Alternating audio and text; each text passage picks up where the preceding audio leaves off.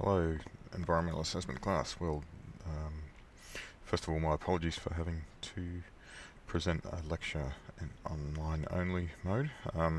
Just a short session on errors and uncertainties, which I had said that we would go through at some stage, and here it is here. So, first up,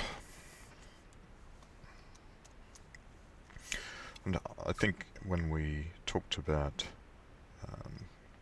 effect size and using confidence intervals and so forth, we made a pretty good case for our measure of precision. That's how tightly spread our values are around the mean, as being the 95% confidence interval. Right. So just so you remember this, I think in terms of presentation of graphs and things, the 95% confidence interval is more easily interpretable and gives us a more easily understood measure of precision than using something like the standard deviation or the standard error. Okay, and we can use just some visual rules of thumb about the overlap of 95% confidence intervals to give us a visual estimate of whether two mean values are different based on their precision.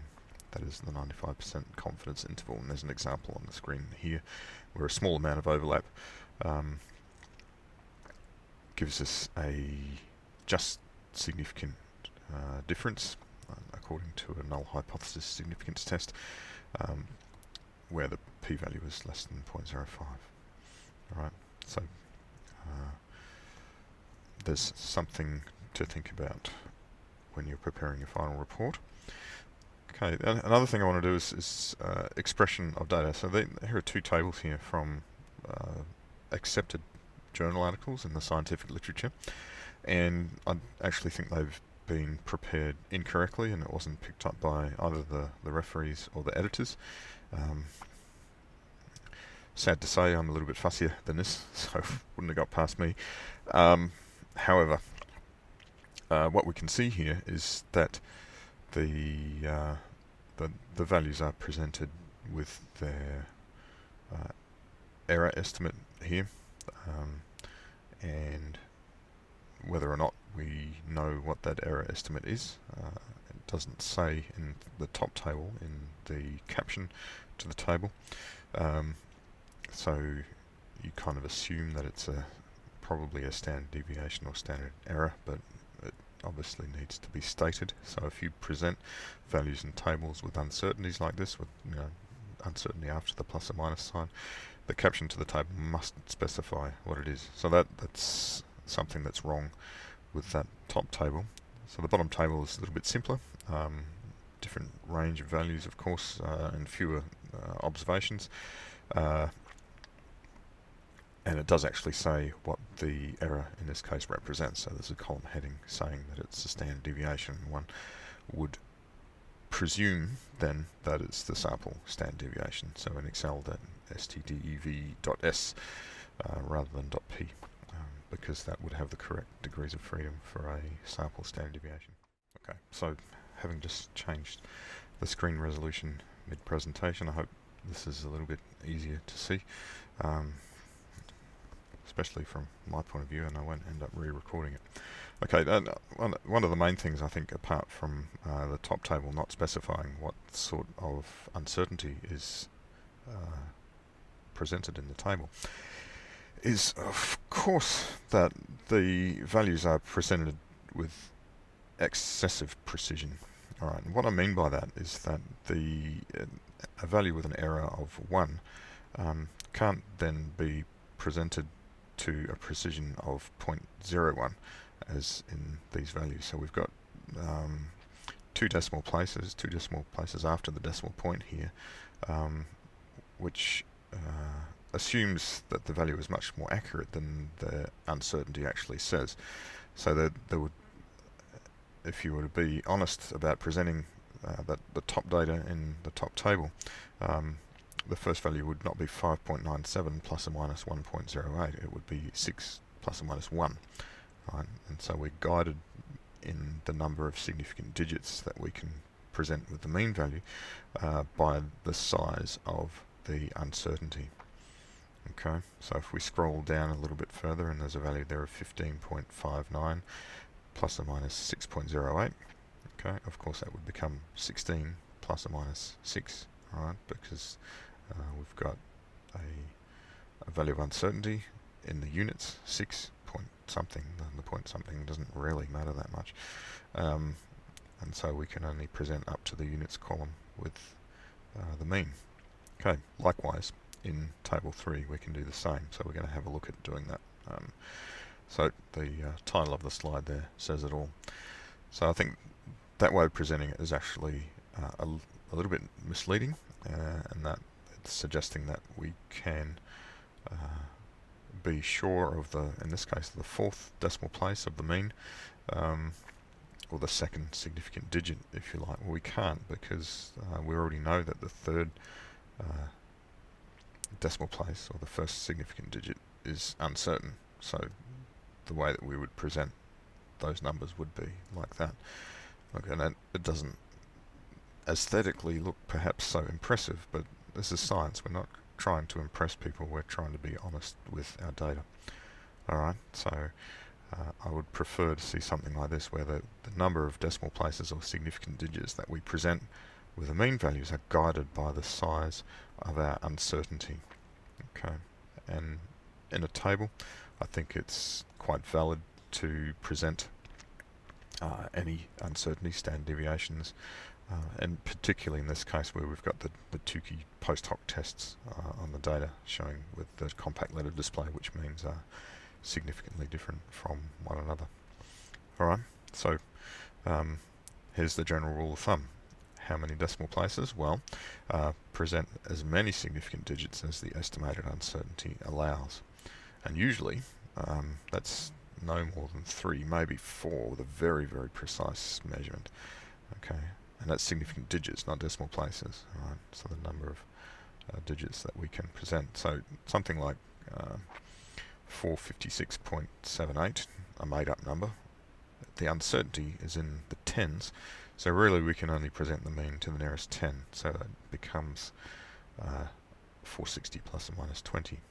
So again, you know, in terms of looking at like a precise number, it doesn't look so impressive. But the fact is, with an uncertainty of 20, it's not a precise number, so we can't present it as though it is. Similarly, we can use the same idea with small numbers. Okay, so our uncertainty here is in the 4th decimal place, or in the case of the mean, it's in the 2nd. I actually have made a mistake here. I'm going to go. You can do this. You can quickly correct these things. Okay, happy with that. Alright, and here we are back where we were, with the correct values this time. So we've got an uncertainty in the 4th decimal place, which allows us to present up to 4 decimal places in the mean. And so our mean becomes not 0.002345 with 4 significant digits, it becomes 0.0023 with only 2 significant digits, because the uncertainty is in the 4th decimal place. And of course we can round the uncertainties in both instances as well. Alright, so there's the guideline for you. Right, error propagation. So look, we can have a couple of simple rules of thumb here. If you have measurements with uncertainties to calculate a derived parameter, you can generate an uncertainty on that. There are a couple of ways to do this, obviously. If we have replicates, we can use the variability in our derived parameter. Okay, well, what I mean by a derived parameter is a parameter that's calculated from your raw data. It might be an element ratio or something like that. I'm trying to think of a good example. It would be base saturation, so the sum of exchangeable cations divided by cation exchange capacity in soils is a derived parameter because it's calculated from sodium plus potassium plus magnesium plus calcium divided by CEC.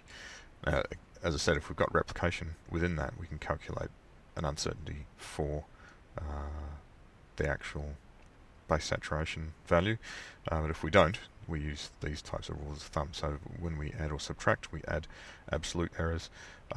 For multiplication and division, we add relative errors. And if I can just quickly do this list, I can. One really good example of this, of course, is something quite simple. Calculation of water content in the soil. So here's an example here. The water content of the soil depends on subtraction and then calculation of a ratio. So it's got both types of error propagation in it. And this is the way that we do it. We usually have a container weight, the mass of a container plus the wet soil, the mass of a container plus the dry soil, and we can pretend that we have a certain uncertainty in there. And we can go through and calculate from the absolute uncertainty, the relative uncertainty, so that's the ratio of the uncertainty to the value, and we can use that to calculate our error.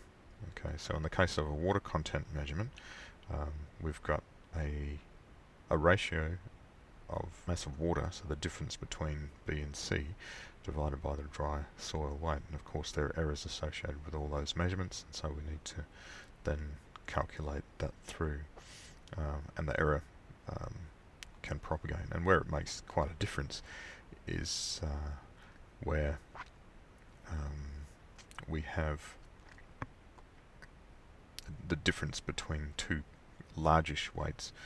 So if our water content is small, then we will have a larger relative error. Okay, so our water content in this case is 31. But if we change some of these values, let's for example make the water content lower, and of course the way that we observe that by measurement is the weight of wet soil is lower. So the container plus dry soil, well let's make this 7.2. Okay, so we get a much smaller water content, but of course the way that the errors propagate, the errors are the same size, we get a much greater relative uncertainty. And if we have an even smaller water content, let's make that 7.1, a bit extreme, 1%. Now we've got a 40% error in that, and that's just because of the way that the errors propagate. So you can have a go at this yourself. Okay, so remember that the error in a subtraction, so B minus C in the formula, you just add the absolute errors, 0.01, twice means 0.02 for both B minus C and C minus A, and then they're divided, so we add the relative errors to get an error of 40.4%, which turns out to be a total uncertainty of 0.4% compared with an actual value of 1. And just to demonstrate that for much higher water contents, that error becomes much smaller and much more acceptable, of course. So with a water content of 39%, we have 1% relative error, which is quite acceptable. Okay, so back to our presentation. We can actually also calculate regression uncertainty, and it's good to be aware of this. It's actually a bit tricky to do. We've seen this data set before, which is the effect of pH on the proportion of gold extracted by the BCl reagent, and the regression line through that has some 95% confidence intervals associated with it, because the slope and the intercept obviously are estimates based on the line of best fit, but because of the scatter of the data, both the slope and the intercept will have an uncertainty or an error associated with them, which means that we can identify some confidence intervals around that. And you've seen this already actually when we've plotted normal quantile plots. So the normal quantile plots have an error around them based on the scatter in the data, and we've used that 95% confidence interval for the normal quantile plot to make a visual judgment as to whether our data are distributed normally or not. Alright, and of course with a different goodness of fit parameter, meaning there's less scatter in the data, so in this case we've got an R squared of 0.72 compared with 0.52 before our 95% confidence interval about that regression line becomes correspondingly smaller. Now, look, I'm not expecting, in the final report at least, that anybody will present these in their XY plots with regression lines associated. But if you want to, let me know and I'll send you a script that will do the job. Okay, now the issue of detection limits, we've kind of been through how we use them, but it's worth talking about some of the background to it and also some of the other ways in which we can use detection limit data and how there are different traditions of censoring data.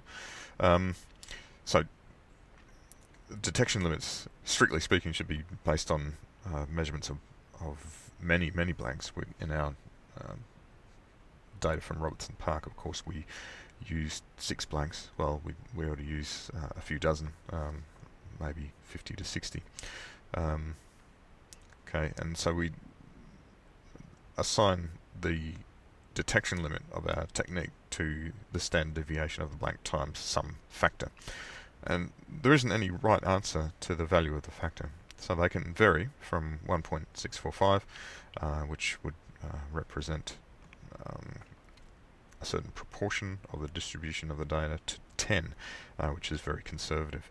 In practice, we often use k equals 3. So our detection limit is the blank concentration plus 3 times the standard deviation of the blank. All right. Or just 3 times the standard deviation of the blank for blank subtracted data, which is what you've done when censoring your data. So don't worry that the formula looks slightly different.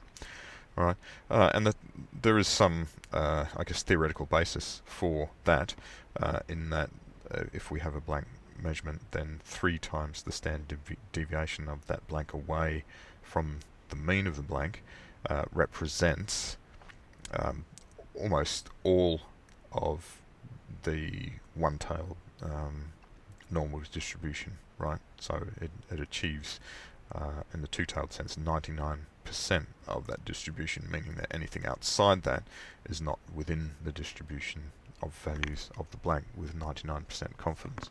So that's why we use 3 often. But if we want to be more conservative about our limit of detection, or some labs will call it a limit of quantitation, then we would use a factor of 10. But I don't think that we need to be that conservative with our data. Okay, and we also have a difference between an instrumental detection limit and a method detection limit. What we've done, we're using blanks, is to calculate a method detection limit. So it includes some of the variability from the whole procedure, including measurement of aquaregia volumes and things like that, and the tubes and whatever. But the instrumental detection limit just deals with the variability of the instrument. For example, looking at replicant measurements on exactly the same sample. Okay, if we have measurements where a blank really isn't relevant, it is hard to calculate the limit of detection. For instance, the measurement of soil pH. There isn't really a relevant blank for that. You can't have something without a pH. Okay, what do we do with below detection data? Well, what we've done is take one of these options. Okay, so there are various degrees of severity with dealing with below detection data. So, for example, Riemann et al. Goes through 5 different options. You could delete the whole variable, or all the samples of that particular element where there are below detection values. Sometimes we'll do this. And for instance, in your data set, the silver data, not only do they have a lot of missing values, but we're not very confident about those data because the silver values in our standard reference materials didn't really come out close to the true value, and they had a large associated variability. So even though there are a number of apparently non-censored values in the silver column, I don't recommend that anybody uses the silver data in the Robertson Park data because of that lack of confidence in them. But that's not just because they're all below detection, it's also because of the analysis of the standard reference material information. What we've done is we've made all the below detection values missing. Okay, and I often, not always, favour that approach, because if it's below detection, we don't know what the number is, right? It could be anywhere between 0 and our detection limit. So because of that lack of knowledge about the exact value of a below detection value, I mean, we could take the actual value, but you can't be confident of that because it could just be instrumental noise. So we favour, at least in this unit, making below detection values just missing. We can't deduce anything about them. There are some other approaches, though. We could get quite sophisticated, and we could say that, well, because we know that the value of below detection numbers must be between 0 and the detection limit, we'll assign a random value based on them being normally distributed within that range, or something like that. Look, maybe, although you're still not going to get the right answer. You can use multiple regression models. So say we've got a variable with a lot of censored values in it, say selenium in the Robertson-Park dataset, and we can predict selenium with some high degree of confidence using other variables. It might be strongly related to iron or aluminium or something. So we can use an extrapolation of our multiple regression relationship to predict a value for selenium. Don't suggest you try it in the Robertson-Park data, given that there are probably only somewhere between 3 and 5 non-censored values of selenium. It's not enough for a reliable prediction. Or, and this is commonly done, to set all the below detections to an arbitrary value, and the most commonly used one is half the detection limit. So for example, if our detection limit is say 1 part per million, anything below detection becomes 0.5 because it's halfway between 0 and the detection limit. And sometimes that's useful. In some applications it's more useful to have some inaccurate number than to have no values at all. And Riemann et al. Actually favour the half detection limit approach because it doesn't bias the data to higher results, so you get better percentiles, including the median. And in particular, in the application of the data that Riemann et al. Focus on, and that's in geochemistry related to exploration, the low values or depletion of an element can be just as important as enrichment. So, but let's go with just making them missing for our point of view. And that's all we have for that particular topic.